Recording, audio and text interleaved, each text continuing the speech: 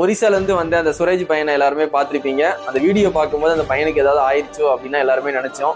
ஆனால் அந்த பையனுக்கு எதுவுமே ஆகலை.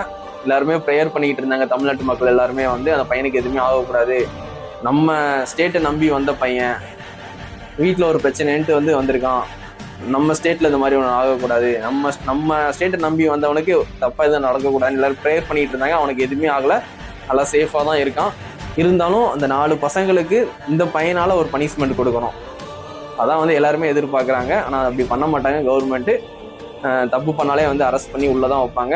அதே மாதிரி அரெஸ்ட் பண்ணி 4 பசங்களை உள்ளே வச்சுட்டாங்க. ஆனால் 17 வயசு தான் ஆகுது அந்த பசங்களுக்கு.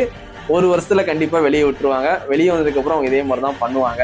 இந்த பசங்க வந்து வீடியோஸ் வந்து ரெகுலராக எடுத்துக்கிட்டு இருக்காங்க. ஆனால் யாருமே போலீஸ் வந்து பார்க்கல. ஆனால் வியூஸ் அதிகமாக போச்சுன்னா மட்டும்தான் அவங்களுக்கு எல்லாருமே பார்வைக்கு வருவாங்க.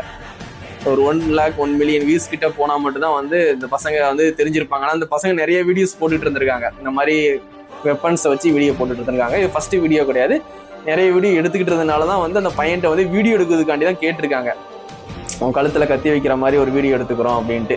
அதுக்கு முடியாதுன்னு சொன்னதுனால தான் அந்த பையங்க வந்து இப்படி பண்ணியிருக்காங்க. இருந்தாலும் அந்த பையங்களுக்கு பனிஷ்மெண்ட் வந்து கண்டிப்பாக கொடுக்குற பனிஷ்மெண்ட்டில் மற்றவங்க யாருமே இந்த மாதிரி பண்ணக்கூடாது. இனிமேல் இந்த மாதிரி வீடியோ யாருமே வந்து எடுத்து போடவே கூடாது. அந்தளவுக்கு பனிஷ்மெண்ட் கண்டிப்பாக பயங்கரமாக இருக்கணும். அதுதான் வந்து எல்லாருமே எதிர்பார்க்குறோம். நான் மட்டும் இல்லை, தமிழ்நாட்டில் எல்லாருமே அதான் எதிர்பார்க்குறோம். கண்டிப்பாக அந்த 4 பசங்களை 17 வயசு ஆகுதுன்னு 1 வருஷம் கழிச்சு வெளியே விட்டுறக்கூடாது. பசங்களுக்கு அந்த பையனால் ஒரு பனிஷ்மெண்ட் கொடுத்தா கண்டிப்பாக தமிழ்நாட்டு மக்கள் எல்லாருமே வந்து சந்தோஷப்படுவோம்.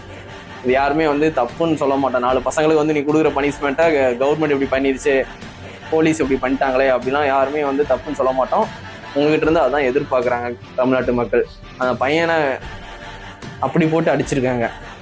அதனால் கொடுக்குற பனிஷ்மெண்ட்டு இனிமேல் யாருமே இந்த மாதிரி வீடியோ எடுத்து சோசியல் மீடியாவில் போடக்கூடாது. அந்தளவுக்கு ஒரு பயத்தை காட்டுற மாதிரி நீங்கள் கொடுக்குற பனிஷ்மெண்ட் வந்து இருக்கணும்.